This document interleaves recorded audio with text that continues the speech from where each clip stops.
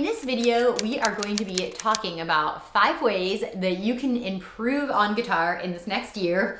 I personally love making goals. I think it's just a really cool thing to sort of set my visions for the new year and sort of have this mood board for my life and kind of new inspiration and new kind of planning to do for my next year. I know that in the past couple of years too, that goals have been getting a little bit of hate, and if you'd rather call them intentions, I think that that's great too.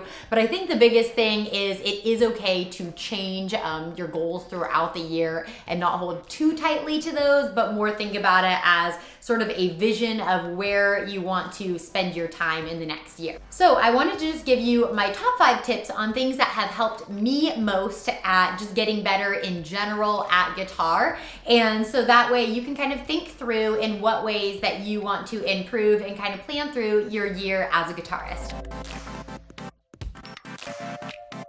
Tip number 1 is trying to learn something new every single time you pick up your guitar. It's very easy to get in a rut where every time you pick up your guitar, you kind of go through the same licks that you feel comfortable with and maybe play through parts of the same song, especially if you don't have that much practice time, because honestly, it's more fun to sound good and play things that you already know, and sometimes it's just muscle memory and habit.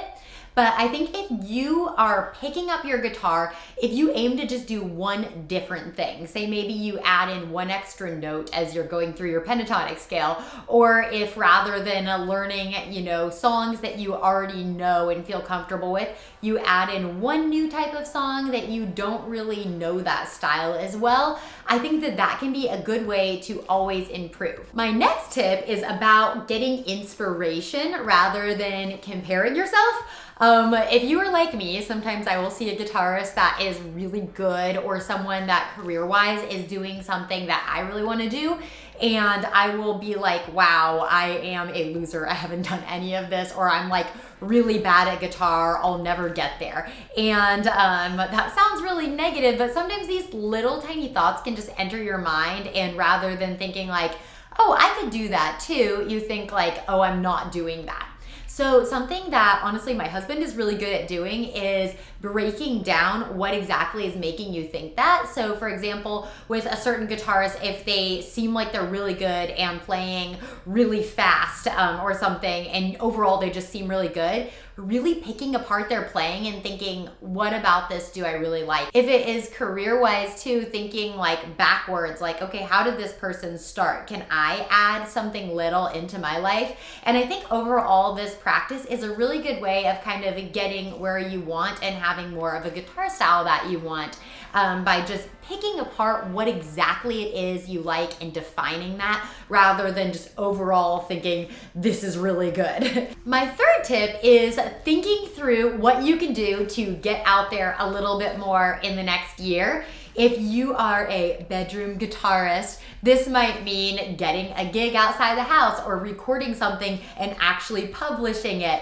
Sometimes these external things and doing things that connect your music to other people, whether that is just a little jam with one other person, or if it's releasing a song or getting a gig somewhere, can kind of refresh your whole process. Because for me, if I'm practicing just by myself, there's a point where like I don't really care if I'm a lot better than I was the week before because it's just me out there. But if I'm connecting that with other people, like I really love to have a song that I think, oh, this solo is really fun, or this song is really fun, and it really connects to other people, because that's kind of what makes the whole experience of playing guitar for me.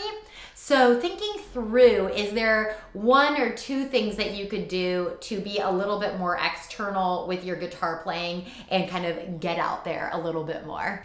Tip number 4 is making a playlist that has songs that inspire you.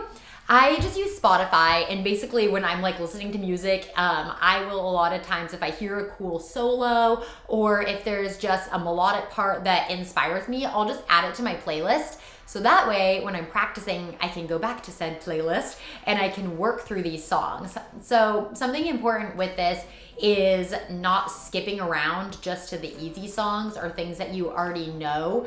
If you really want to stretch yourself, learning at least part of a song that you initially kind of thought was cool. So that is my fourth tip, is making a playlist. My last tip is adding in one new piece of maybe gear or something that is going to help you work on your tone.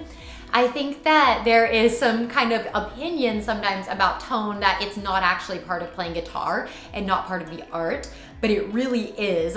Having a tone that you love and constantly learning with gear is really fun, and it's a way to sort of make your own sound and express yourself, just like, you know, using your fingers to actually play guitar is. So for me this year, I bought this switcher last year and I never actually set it up because I didn't really have the type of gigs that I was really gonna need to change tones that drastically. So this year for me, I'm going to be setting up my switcher pedal. Maybe I'll make a video about it and just kind of learn about that. I honestly think that stuff is really fun to sort of always be adding new things in your repertoire and learning. So adding in just one new piece of gear, maybe finding a cool vintage pedal or something to add in, can be a fun way to just keep your tone always kind of fresh and keep yourself learning. So I hope that these tips help you if you are feeling a little stunted about what you want to do next year with guitar and how you want to keep growing and learning. I think the biggest thing is just staying really positive about yourself and making sure that playing guitar is actually fun and that you're enjoying doing it. So thinking about taking out any of the negative aspects of playing and focusing more on things that bring you joy with it. So thank you so much for watching my video and have an amazing rest of your day.